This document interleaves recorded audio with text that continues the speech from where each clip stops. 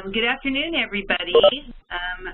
We are here in Red Bluff, California, which is a little town north of Sacramento, California, and we have 14 districts that we service. We work here in the Tehama County Office of Education, and we have been working with our districts probably for about the last 3 years around understanding and using the NGSS, and also creating and implementing it into their classrooms.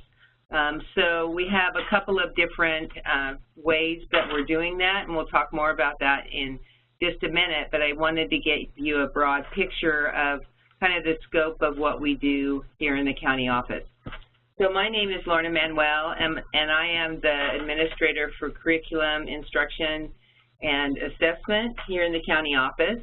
My work with NGSS has been through a California Math and Science Partnership Grant that I'm the director of, and it serves teachers grades 6 through 12, and then also as a trainer for what we call our STEM NGSS K-5 Learning Network that we have been running now for the second year in a row. And my name is Jackie Roach, and I am our ELA and ELD coordinator. So part of what my role has been with NGSS and science is integrating and making those connections with ELA and science. So whenever we do something for the K-5 Learning Network or the STEM grant, we're always adding a little flair to make sure that it's connecting with those ELA, ELD standards as well. And my name is Kendra Tyler. I'm the Educational Technology and Innovation Consultant. So I kind of am everywhere, involved in a K-5 Learning Network with doing things, whether it's integrating technology within their lesson design or whether it's connecting with experts in Skype or augmented reality. We do a lot, especially with the STEM piece, right, the technology that's integrated in all of the lessons. So we kind of all play a big role in all that we provide. It's very integrated with ELA, ELD, and educational technology.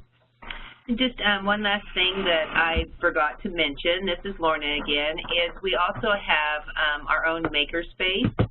And so part of the work that's being done is bringing the schools in with their classes to make.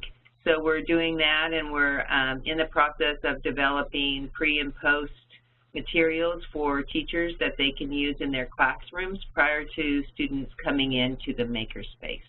Wow, that's amazing. Yeah, and we actually are using the 5E model, what we are going over with you today, in the makerspace to design those pre and post lessons. So if you are interested in integrating makerspace style learning into your classroom, 5E is a great way to do that. So I'm going to talk a little bit about our purposes and outcomes for today. So our purpose is so that you, participants, can see and experience the sequence of a 5E lesson through the inquiry process with tons of resources that are embedded into the presentation. We will highlight the use of the SEPs, the science and engineering practices, in a science lesson. And we want to make sure that you guys understand the different components of each part of the 5E lesson. So we will go back and kind of debrief what you're experiencing. So why we use the 5E model, NGSS chose to use the 5E model and has adopted it. 5E, the best part is, I feel like the best part is the engage. So 5E starts with engage, and for those of you who are familiar with the phenomenon piece, we start there. So students get an experience with a real-life concept that they've seen in the world, and their inquiry moves out of that phenomenon or engage piece. And the other reason is the explain. So students are then asked to apply their science ideas from the real world to explain the phenomena that they were introduced to in the engage piece. And then the real big concept with the 5E is that it is inquiry-based. So instead of the sage on the stage teacher kind of doing everything for them, the teachers kind of provide the experiences for students to be able to explore and investigate on their own. So you can see that quote at the bottom. The 5E model is not new, right? It's been around since 1997, probably before that as well. So this is not a new concept, and you may have seen it before. So here's where you can get some templates for you if you're choosing to design using a 5E template. If you actually click the one on the left that says NGSS Lesson Planning Template, you can have this. You can open it yourself. If you want to write in it, it is a Google Doc, so you could just go ahead and click File, make a copy, and that is yours to use. We are going to go over, this is the way that we lesson plan when we do a 5E with NGSS. So what's important here is that you start with obviously your grade band, a lesson description, but the PE, and we'll go over the performance expectations with a lesson that we're going to introduce to you today. The SEP, the DCI, and the cross-cutting concepts will go in the boxes there. And then possible preconceptions, misconceptions, you will experience and see those within our lesson, but the 5E model will go here. And I don't want to go too much into this because I really want you to experience it from a student hat, but we will go back to this later. So I want to make sure that you have this piece. I can see that some of you are going into this document now. So that is there for you, and then any materials required for the lesson, and you're probably going to have a lot that you're going to need to fill in here. If you are not just a science teacher and want to use this for all content areas, for ELA or for a history lesson, you can use the more generic version on the right. So if you the colorful one, I'm going back to our presentation now, you can click that one, and it definitely isn't as structured as the first one, more generic, but you can choose to use that one as well. So both of those are there for you to steal and to fill in as we go. Okay, so Kendra just talked about, why do we use 5E lessons? And I wanted to talk to you a little bit about why phenomena. She mentioned that in the first E of the 5E lesson, which is engage, that we're really trying to get kids excited about science, and the best way to do that is really to let them experience events in nature that they can observe, and then by seeing these observations, they can come up with questions, ideas, collect evidence around it so that it can help them explain why that particular phenomena is occurring. And that really is what the writers of the new Next Generation Science Standards had in mind. And here you can see it says, why do we use them? Because it's real world, because it really helps kids learn how to apply science knowledge. And most importantly for me, I guess, it has them shift from learning about an idea to figuring out why or how something happens. So they're not just learning it and memorizing it and taking a test, but now they're actually trying to figure out, what is this happening? What other information do I need? And so I think that's critical. And then also they build that content just because it's transferred to useful information, and they begin appreciating the social side of science as well. This link at the bottom of the page is an NSTA link that will take you into more information about using phenomena, and so you can read more about that when you want. Okay, so today's lesson. So we're going to start today with our phenomena, and so we're going to show you a short video clip on how do ships float.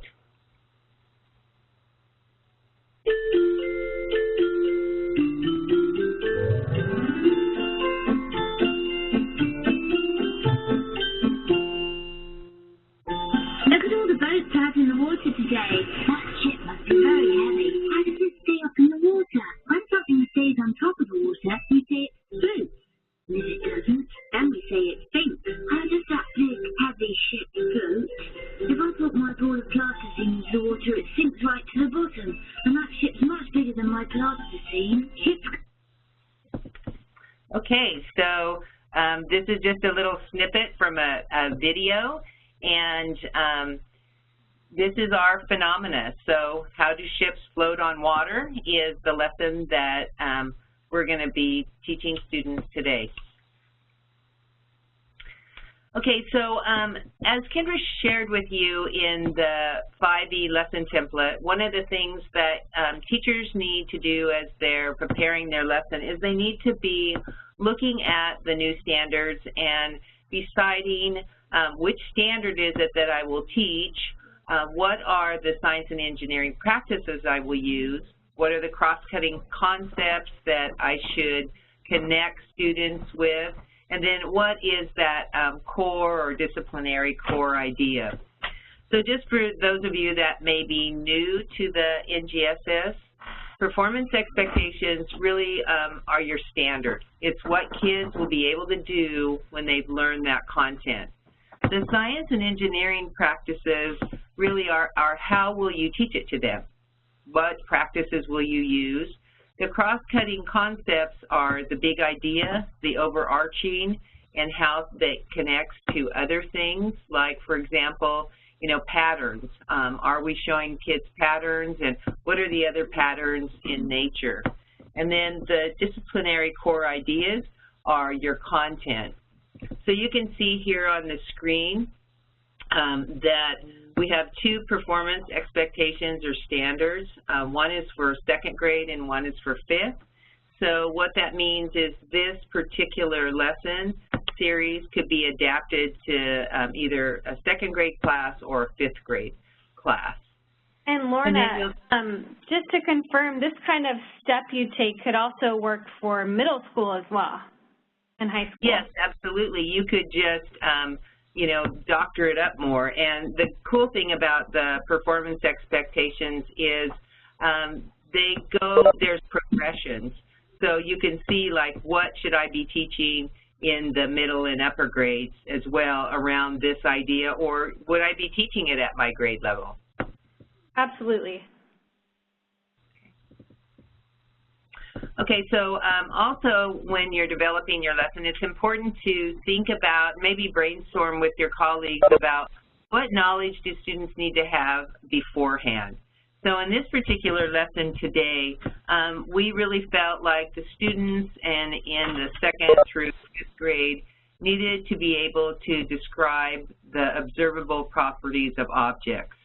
That is, they needed to understand and know what it meant if something could sink or float, and really how much of an object is above or below water. We also said that they needed to understand that different kinds of materials can be classified by whether or not they sink or float. So, you know, we can put an object into a category based on that criteria. And then some of the possible misconceptions we came up with, and I'm sure probably many of you can think of more, but was a lot of times students think that you can change an object's ability to float simply by reducing or increasing its size. And then the other misconception was that heaviness is the most important factor in determining if an object will sink or float. In other words, if an object is really heavy, it's going to sink. If it's light, it's going to float.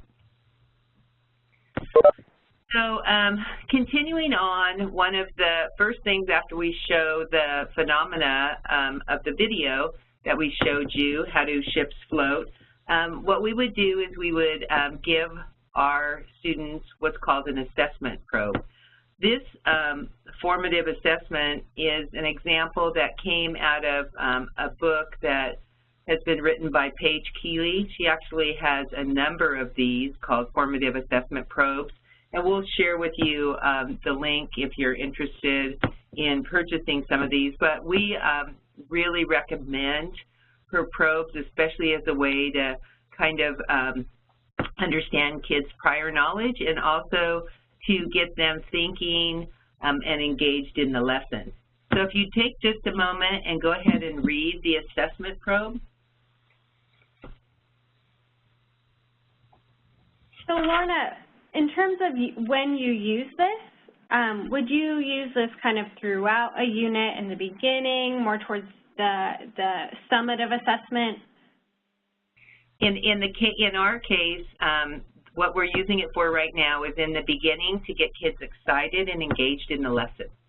Okay. But I will say, to answer your question, you can use them at any time. So it just depends on how you design your lesson. And you'll see later that we actually use one of these later as well. Gotcha.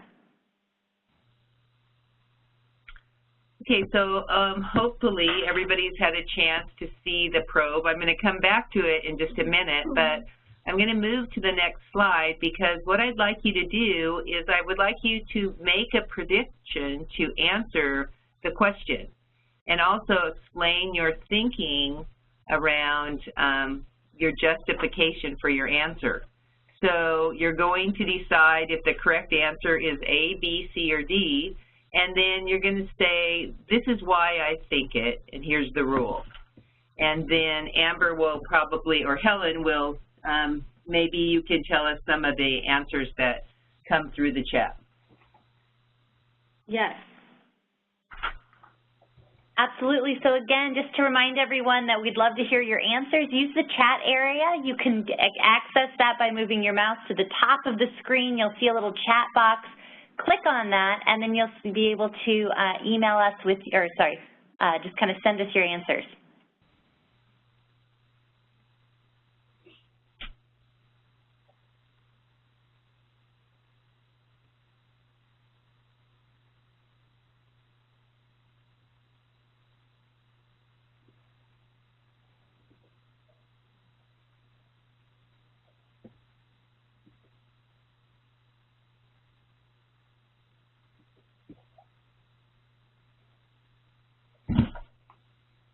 Okay, if you're ready for a few answers, Lorna? Yeah, that'd be great. Mm-hmm. Great, okay. So far we have an A. We also have a C. Let's see, I'll forward some of these so people can see them. Here's I'm poorly copying, I'm afraid.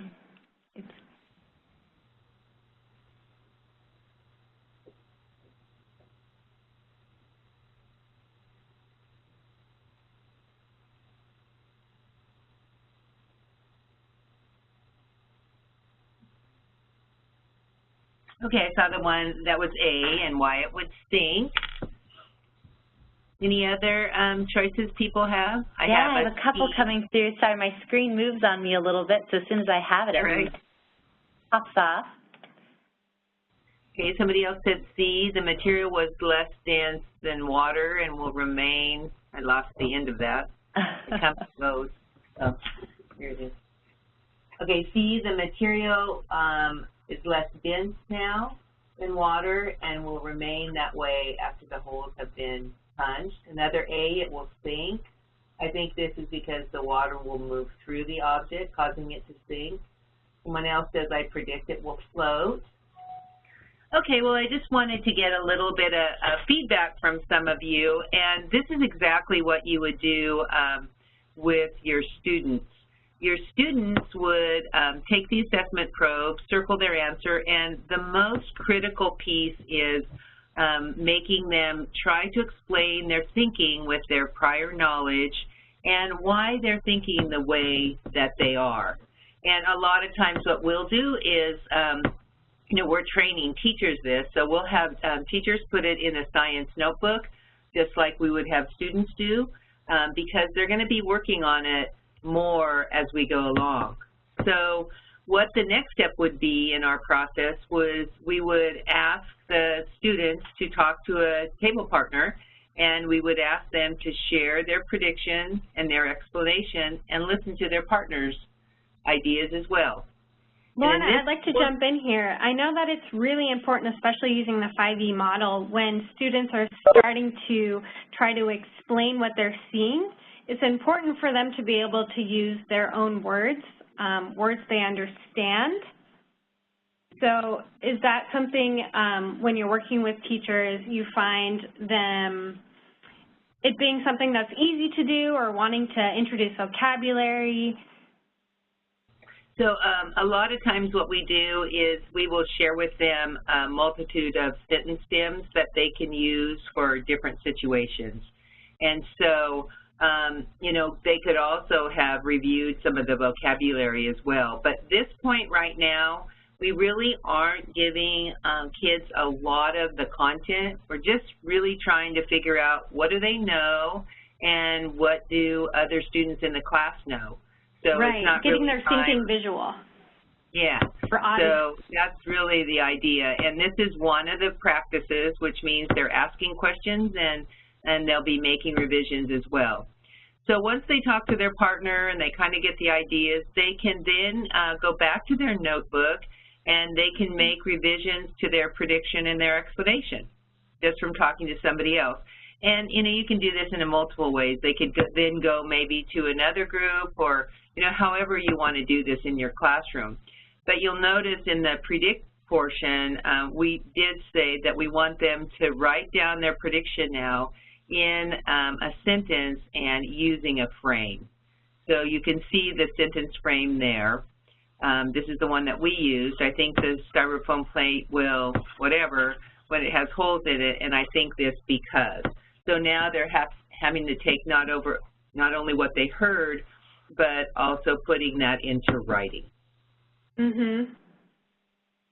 And then another piece that we like to do, and again, this is up to you as teachers, but we then like them actually to model it, because this kind of goes into the, you know, universal design for learning, because a lot of kids, you know, it's hard for them to maybe put it in words, but they could really make a nice sketch of it, and, you know, then they can explain through their sketch using labels and arrows, you know, what is happening with the styrofoam plate. So this gets into the practice of using models. Okay, so now we're going to have students do a little bit of planning and carrying out their investigation. So the materials for this project are pretty simple. You have a plastic container with water, the styrofoam plate that the STEM just had, and then scissors or whatever other tools you have for the kids to manipulate the styrofoam plate. So you're going to give the prompt to the students of using the materials provided. Decide with your table group how you will investigate to see if holes in the plate will affect whether or not the block floats or sinks. Write a plan in your notebook. So what we're having kids do here, is really take the time to figure out how they would like to investigate. So instead of giving them a step-by-step plan, we're going to let them come up with a plan on their own of how they would like to investigate their prediction. Then we're going to give them a little bit of time to carry out those investigations and making sure that they're keeping track of it in their notebook. So here is the test number 1 that they would all do. So there's our plate with the holes in it, and we can see that even with the holes in it, kind of like that assessment probe, that styrofoam plate is still floating.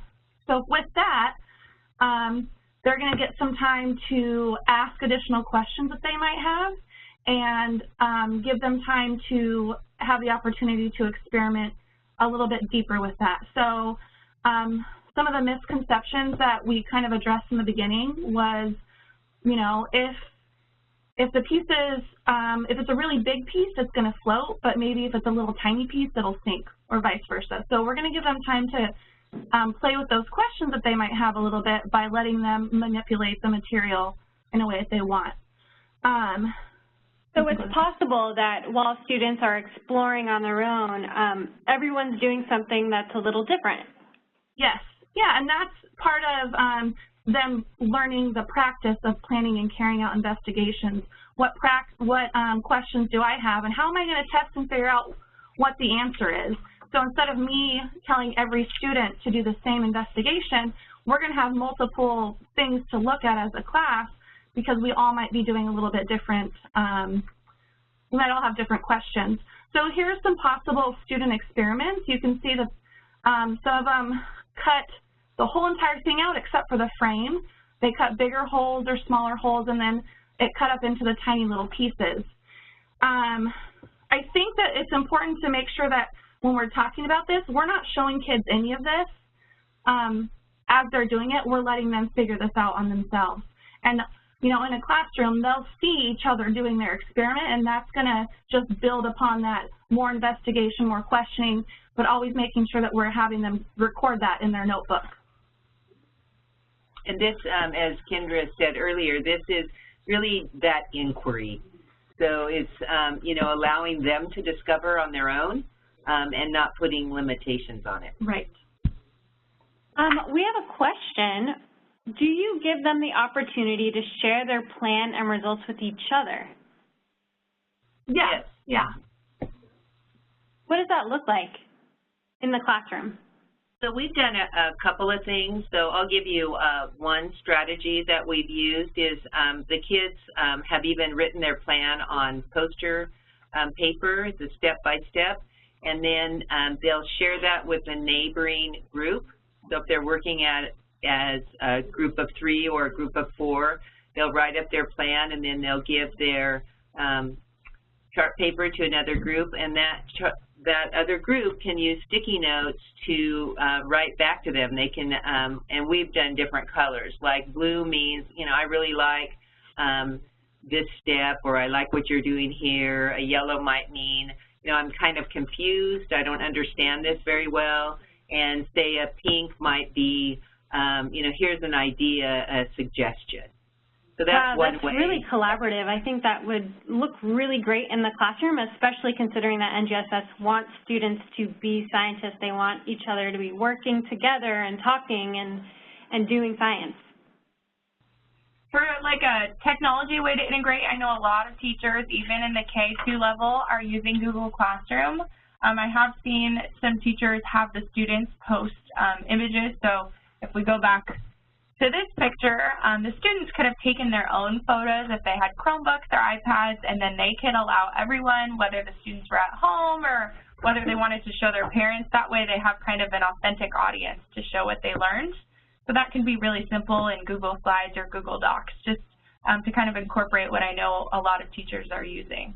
And I have one more question that goes back to the assessment probes. Where do you get those questions? Did you make them, or did they come with a curriculum? You know, that was what I discussed earlier. There is, the author is Paige Keeley, and at the end of the presentation, we will give you a link to, you can look these up on NSTA, which is what our link is to, or you can actually even purchase them off Amazon. I believe right now she has 6 different editions that have 6 different, you know, not 6 different probes, but 6 different series of probes that you can choose from. So they could look at those. Thank you. All right. So after they've had time to experiment and kind of test out their predictions and kind of collect this set of data, they're going to work in their group to come up with a final explanation for their observations. And like Lorna said, a lot of what we use to give them kind of that vocabulary is we'll have them do a sentence stem. So this is kind of where they're going to start explaining their thinking. So the styrofoam plate with holes will blank because blank. And then their evidence based on what they did, they'll be able to fill that in based on the stuff that they found out from experimenting with the styrofoam plate. And this is going to be back in their notebook, so they kind of have this running log of everything that they've done so far, so they can go back and, you know, in test number 2, even though we cut it up in tiny little pieces, it still floated. And then we're also going to want them to revise that final model, that drawing part of it. And just to add to what Jackie said, this is now looking at another practice in the science practices of analyzing and interpreting their data. And sometimes they'll argue with each other from what they collected. So this also pulls in that practice of argumentation. At what point do you move students away from sentence stems into more independent writing? Is that just, you know, spiraling up as students are in higher grades? Yeah, pretty much, and it's really, you know, kind of the teacher's call. We have, you know, sentence frames for arguing, for difference in opinion, all kind of ones. So, you know, maybe even at the beginning in a middle school, he or she may use that, you know, in some of the first 5E lessons, but as time goes on, it's probably not as necessary. So there's been a lot of scaffolding that hopefully you guys have seen. We are now returning to the original phenomena video that was shown, and you might have noticed that we didn't watch the entire thing. So we watched the first 32 seconds that really asked the question of how does the ship flow? How does that work? And we didn't experiment with the metal to begin with. So we're going to bring it back to that. So I'm going to have, we're going to watch the original 30 seconds in the whole video, and then we'll do some questioning on that.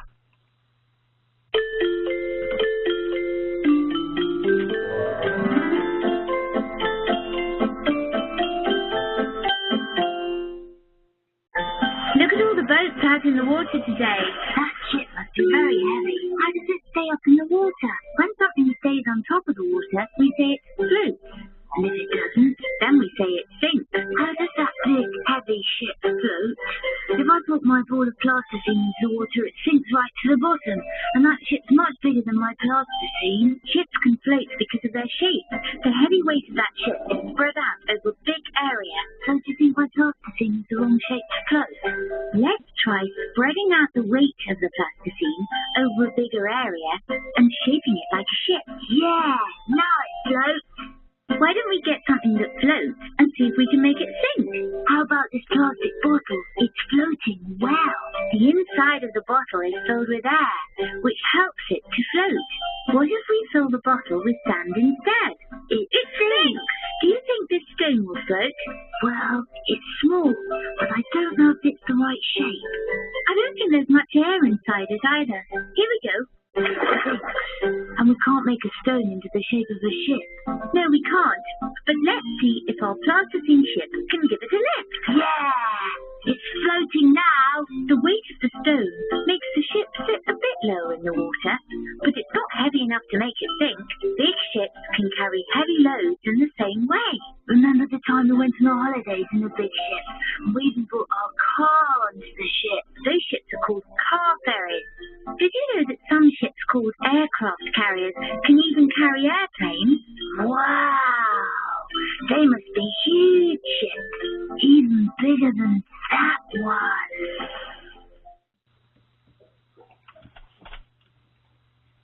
Okay, so we hope that you guys realize that this was a second grade lesson that we were doing with you. So, of course, you wouldn't want to use that video for a 5th or 6th grader. It was very elementary.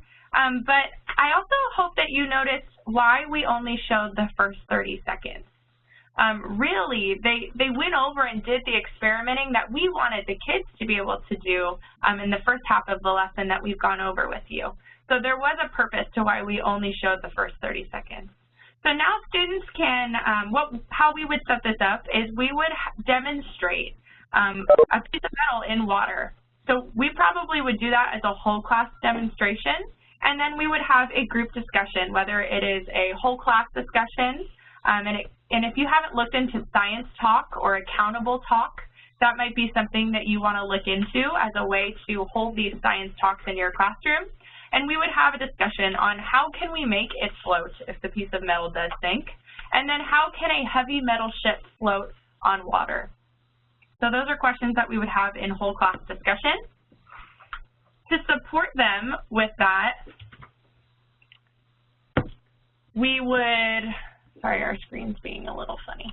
Hold on.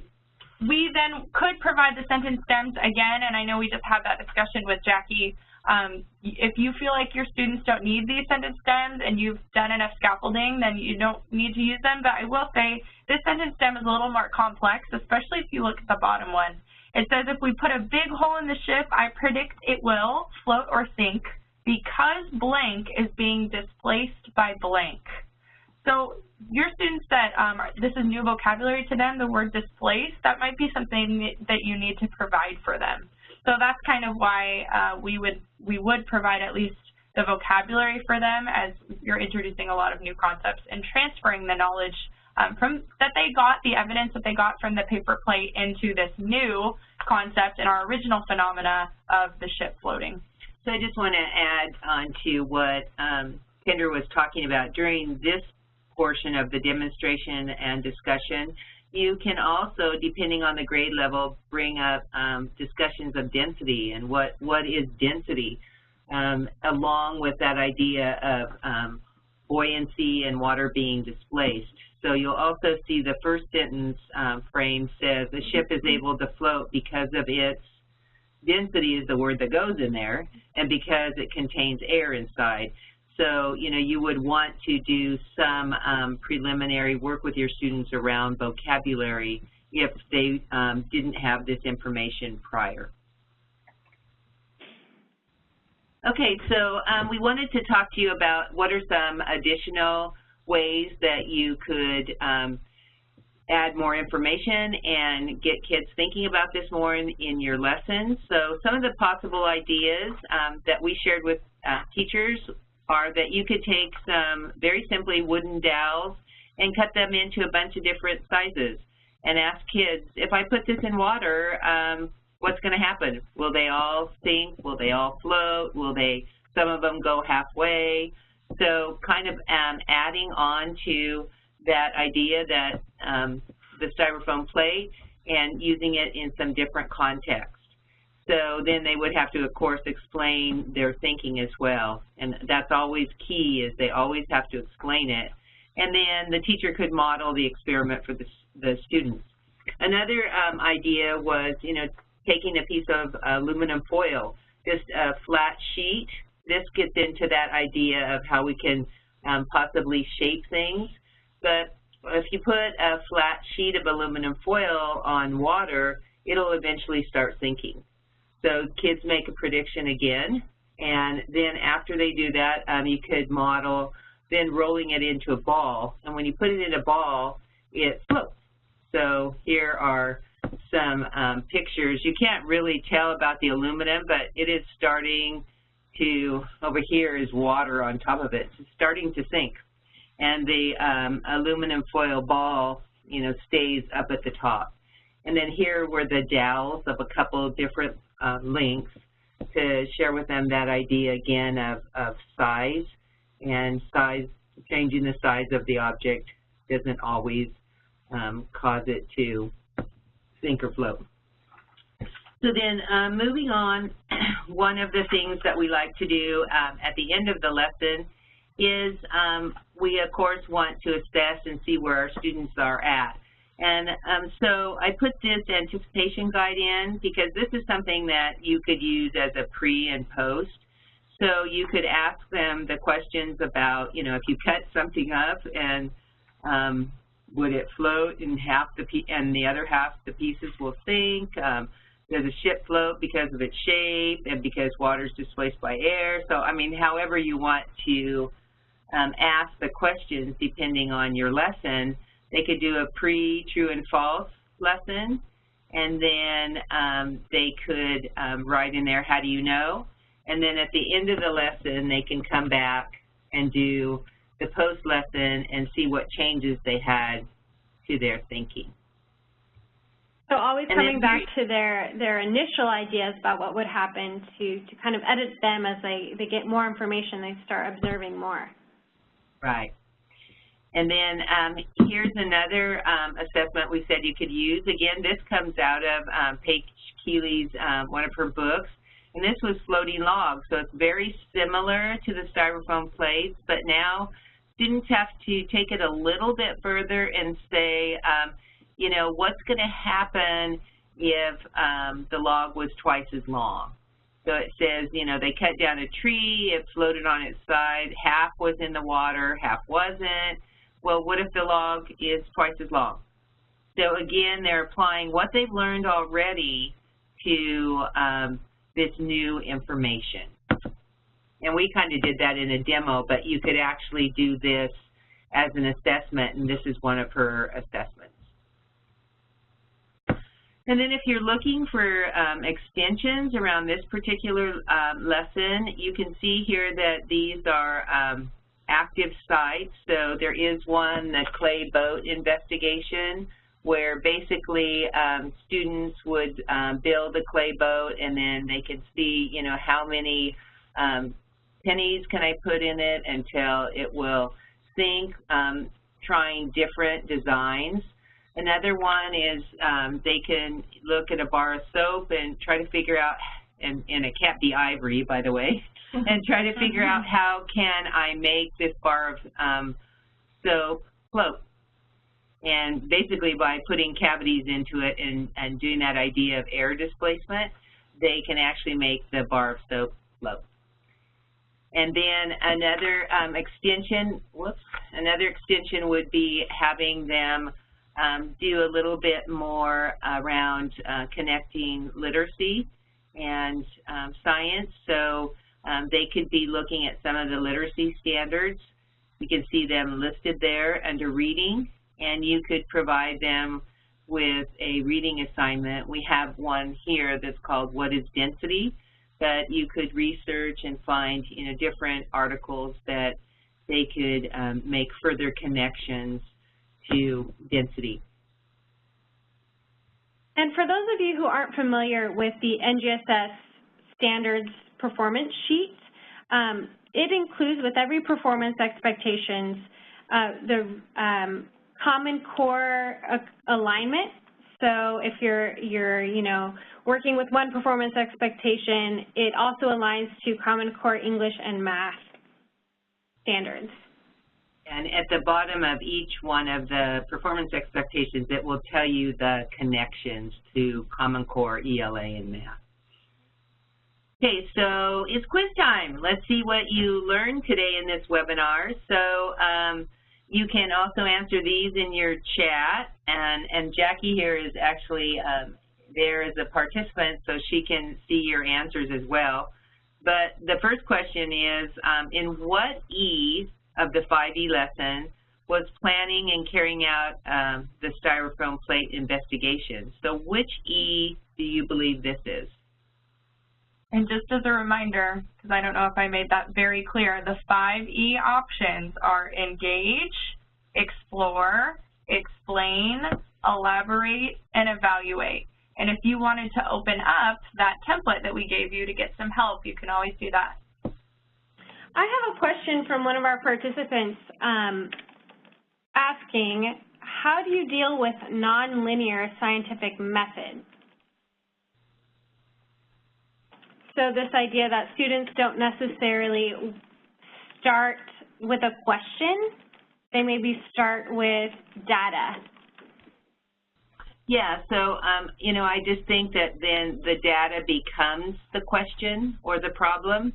So we've done some of this work too, because we also have done some trainings around, especially around water. And, you know, with all the flooding in California this year, it's a good topic. But we look at, you know, seasonal water and how rainfall has changed, you know, over the past years. And so kids would take that data and then they would come up with basically their own question to try to solve. So, you know, the question might be, you know, why is there more, well, they look at the river flow basically. Why is there more, why is the amount of water flowing through the river higher in the spring or the summer, whatever their data tells them. And then they would continue through doing a 5E lesson sequence about that topic. Did we have any guesses on what E is the planning and carrying out? Let's see. I see a few explore. Explore. Explore. Exploration, explore. Yay! Well done. Good. Okay, how about in what E was the log assessment probe, the one where I asked you about, you know, if you doubled the size of the piece of wood, the log?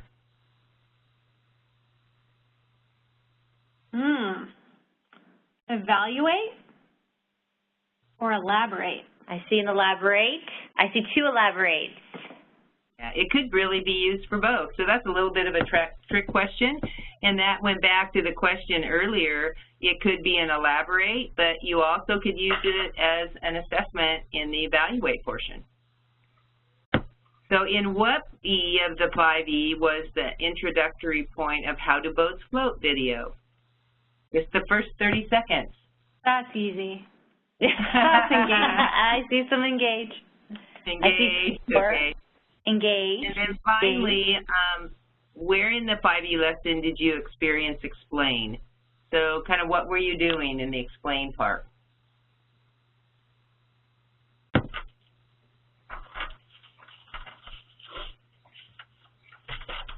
I do have a question from several participants about that engage piece, the phenomena. Mm-hmm. How do you guys identify an appropriate phenomena for a unit, for your students? Are there any particular resources you use? We'll be giving those to you momentarily. Oh, thank you. I jumped ahead. That's all right. So anybody have an idea of where in the 5E lesson you experienced explain? I think someone said listening to the explanation in the video. Mm-hmm.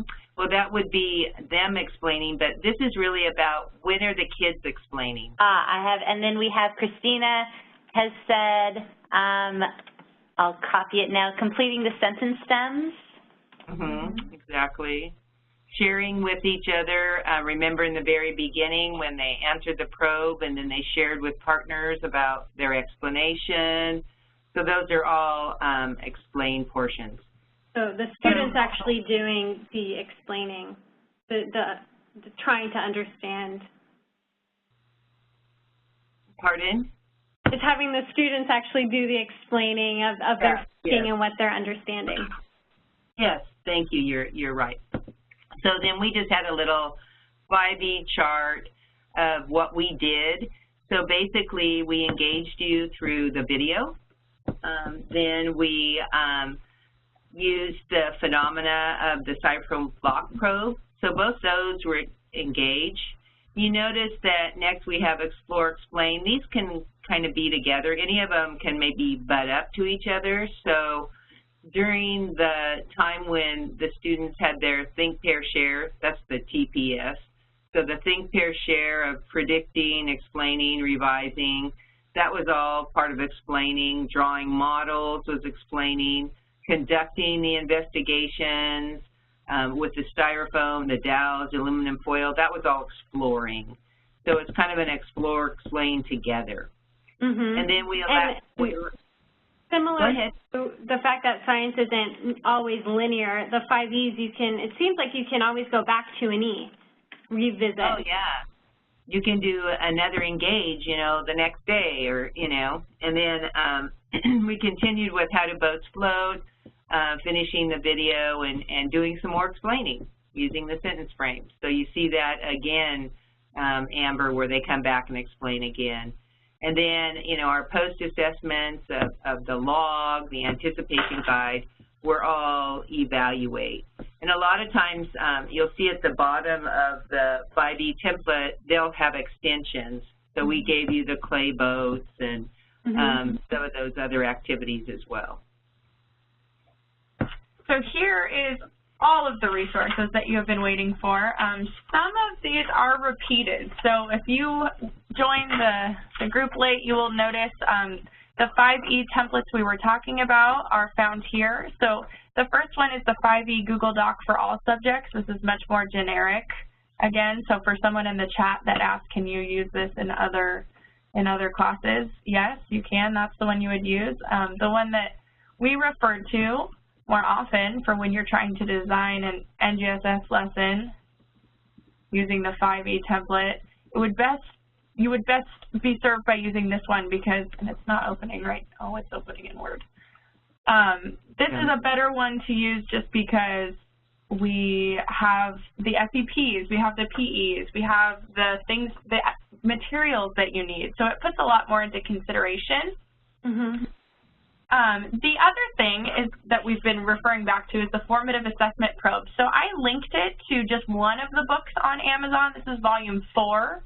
So there are a lot of other ones. I'm pretty sure you can take a look inside of the book and kind of check it out and see if it's something you're interested in getting. So all of those are listed below, and customers who bought this item also bought So that would be something to check out. And you can also buy them off the NSTA bookstore. And those assessment probes are for all levels, K through 12, not just Yeah, that was a question. Yeah, you can use these, you know, for all. A lot of high school teachers use them as the Engage more. But, you know, you could do this lesson that we just did today with high school kids, you know, with ninth graders. What do you think is going to happen? You know, we did this with teachers, and there were a lot of teachers that said the styrofoam plate was going to sink, and I had one group that cut it so thin, and they just were positive that if they cut that really thin and all that was left was the lip of the plate or the styrofoam case, that thing would sink. So, you know, I think that it's all grade levels. And I'll just add, as not a person who feels very confident in science or science background, the book also, along with the probes itself, it gives a lot of background knowledge and teacher information, and it points out for you some of the possible misconceptions that students can have around that topic. And that's really important for me as I was going through and planning stuff, to be able to anticipate those things that students might have. So that's another good resource within those probe books. And speaking of high school, we have a question coming from a high school teacher. In high school, there are topics that require content information to be given. Oh, I'm sorry, it jumped down. In the form of PowerPoint lectures like the Krebs, mitosis, protein synthesis, etc. Prior to the use of inquiry labs, what percentage of time spent a week should be done in traditional lecture and inquiry? None. Sorry. I didn't give you my background, but I taught 20 years of science. I taught biology, chemistry, and anatomy and physiology at the high school level, and I'm just teasing about that. But, you know, since NGSS, the more you can go away from lecture and having kids discover and research on their own, they can look up, you know, the Krebs cycle. They can go online, or, you know, you can give them pictures of the Krebs cycle. They can look in their book. You know, it really has to come to their understanding is, why is the Krebs cycle even important? So when you start asking those kind of questions that are more phenomena based, I think that they discover the information, and then it can be supplemented with, you know, some more discussions and maybe a little more direct instruction by the teacher.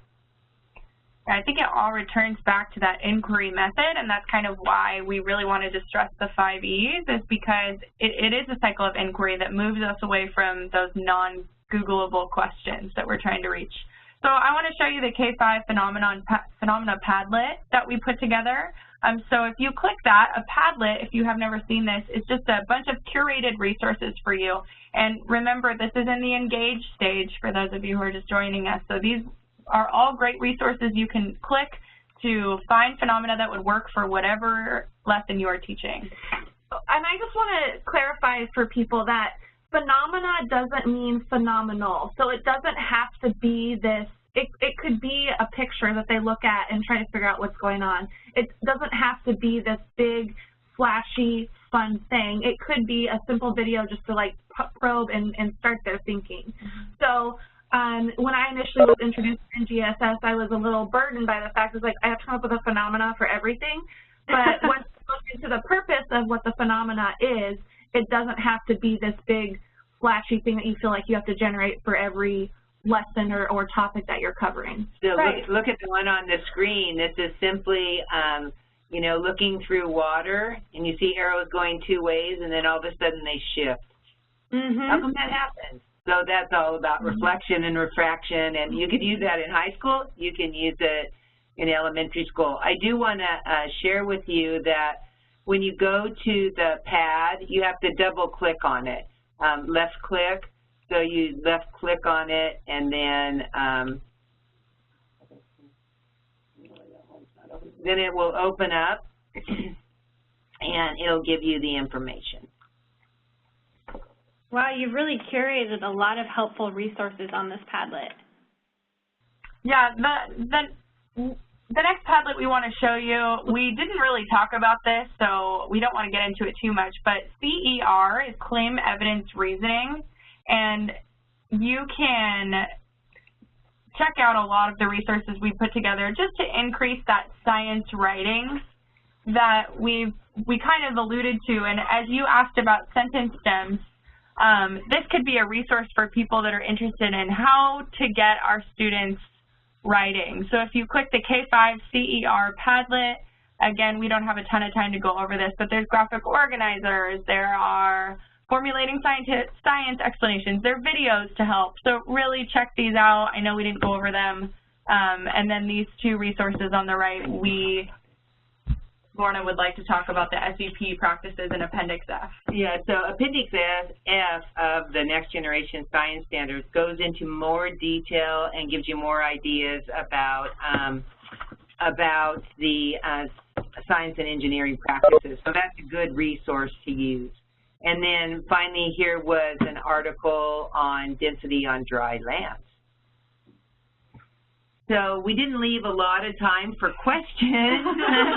So if you have any questions, you know, we'll all be here for the next 5 minutes or so, and so you guys can go ahead and ask away. We're also all right, putting so our again, use that chat area to ask the questions that you have. We're happy to pass those along. So here's a question from John. Can the tablet be used for middle school as well? Oh, yeah, especially the phenomena that we really shouldn't have called it K5. I mean, you can make that work for everything. And in CER, there's a lot that we use in our, with our 612 participants. Great.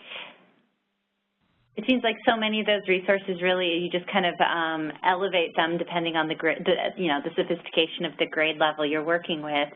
Right, you can modify a lot to suit your students' needs, going in more depth or keeping it a little less for younger students. Absolutely.